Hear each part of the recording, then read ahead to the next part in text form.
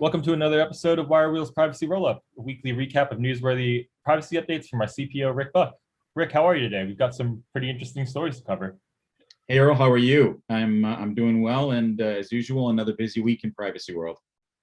Let's take it away. So something that we saw over the past week was this conceptable or wearable concept jewelry piece called the Me Ring, and I couldn't help but think it's something out of Black Mirror. So the way it works is kind of like how you switch your phone from the ringer on to silent. This wearable would let you switch your likeliness or location or any kind of data on or off. And so just like that, you can either be targeted or non-targeted. So yeah, it's pretty sleek. It follows that design convention of other smart wearables. But I have a question, or a few questions actually. How soon do you think a product like this would come to market? What do you think the reception would be? And lastly, would you get one? Yeah, it's a great question. I'm fascinated by this subject. It's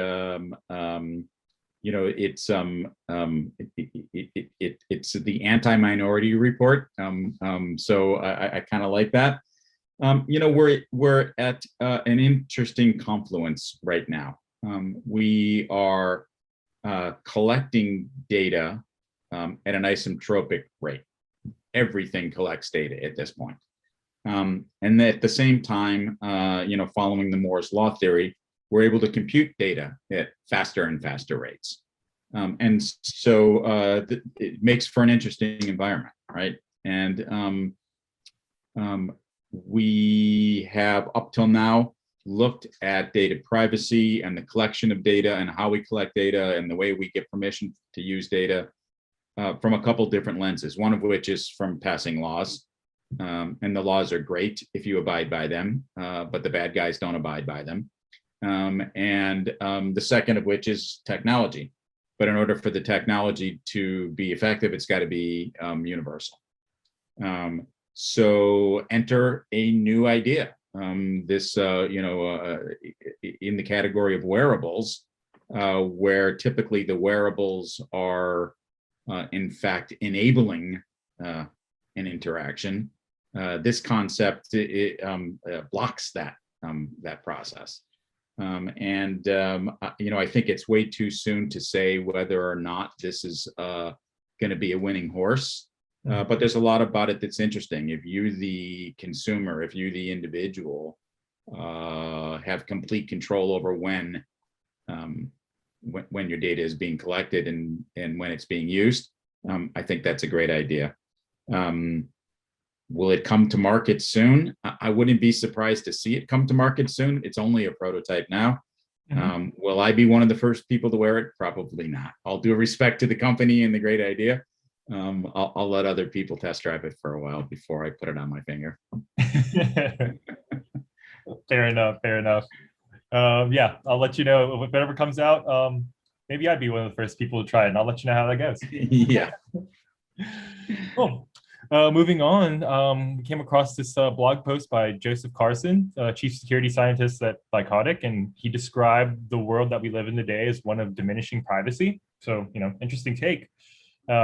Accelerated by society's willingness to build digital presences and organizations shifting the cloud, it seems like now data privacy has now evolved to data rights management, meaning that the focus is now more on how personal data is being used and what monetization results from that data.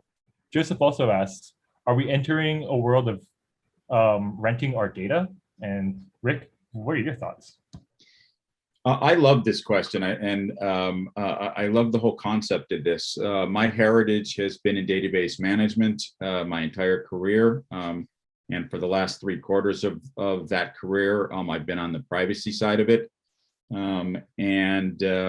Much like my comments before on the Me.Ring, there's a couple different perspectives on data privacy and data management and the use and collection of data. I mentioned earlier there are laws. I mentioned earlier there is technology, but I've always been a big proponent of a model being built out in which consumers actually have the ability to be incentivized for the value of their data. That in return for offering a strong value proposition that that they have the opportunity to monetize for it based on A, how much is being used, and B, how much information is being collected. But at the heart of all that, regardless of whether or not somebody is being financially incented at their own free will, there still needs to be the rules of the road behind that, right? There still needs to be rules that say, here's the types of permission that you need to collect from me. Here's the types of uses of data that I need to be aware of that you're using my data for. Here's the types of security protocols that you have to put in place to protect my data. So a holistic approach needs to be taken to this. Agreed. Thank you. So yeah, let's move on to what's happening in the federal privacy space.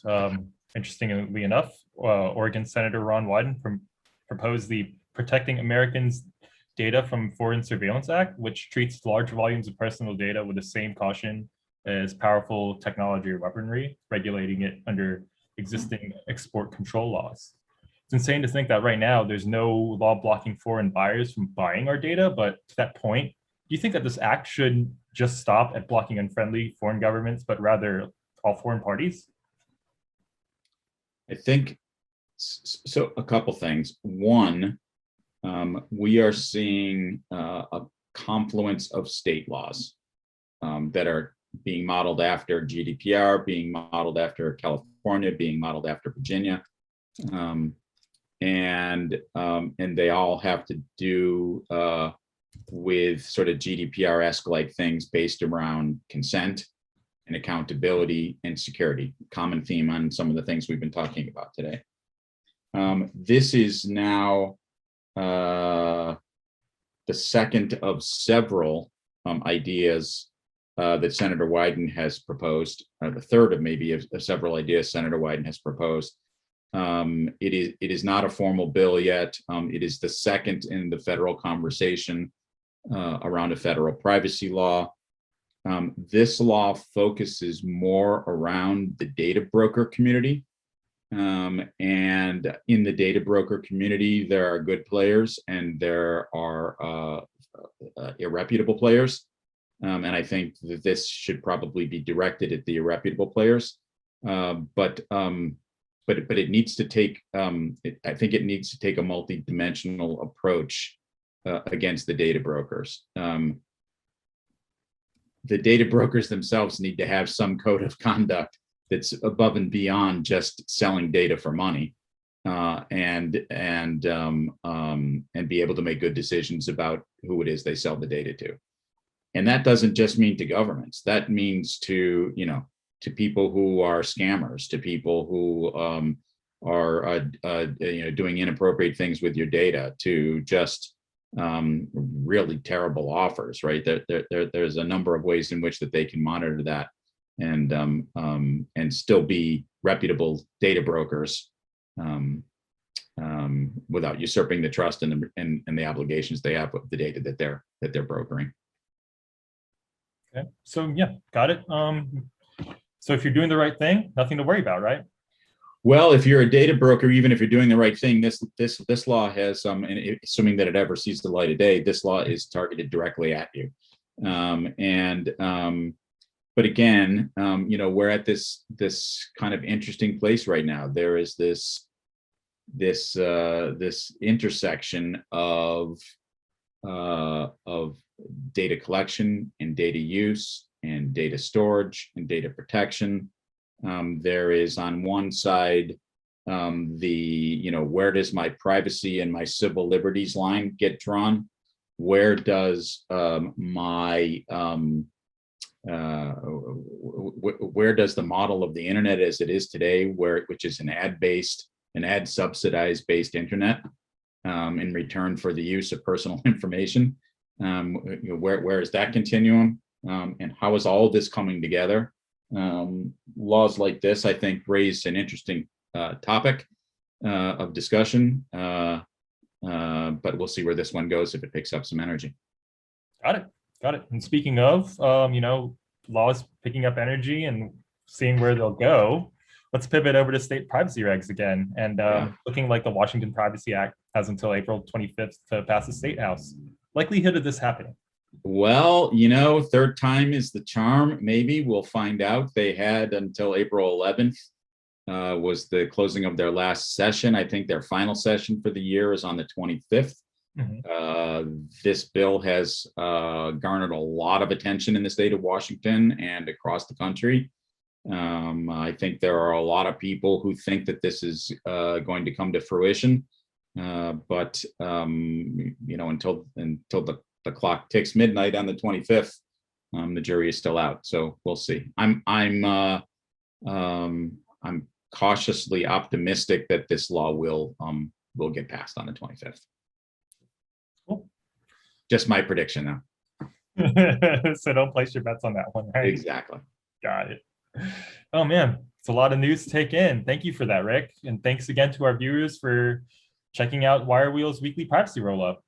If you have any questions that you'd like us to answer, please reach out to us at marketing@wirewheel.io. I'll also provide a link to the email address in the description for this video, and make sure you subscribe to our YouTube channel as well. Again, thank you for your time, Rick.